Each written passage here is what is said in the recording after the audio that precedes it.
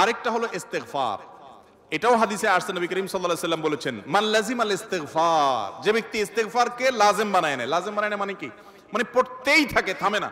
টয়লেটে গেছে তখন শুধু বন্ধ, খাচ্ছে তখন শুধু বন্ধ, ঘুমাচ্ছে তখন শুধু বন্ধ, আর সারাক্ষণ পড়তেই থাকে ইস্তেগফার। আস্তাগফিরুল্লাহ ওয়া আতুবু ইলাইহি, সাইয়্যিদুল ইস্তেগফার, বা যে কোনো ইস্তেগফার, সবচেয়ে ছোট ইস্তেগফার আস্তাগফিরুল্লাহ আস্তাগফিরুল্লাহ।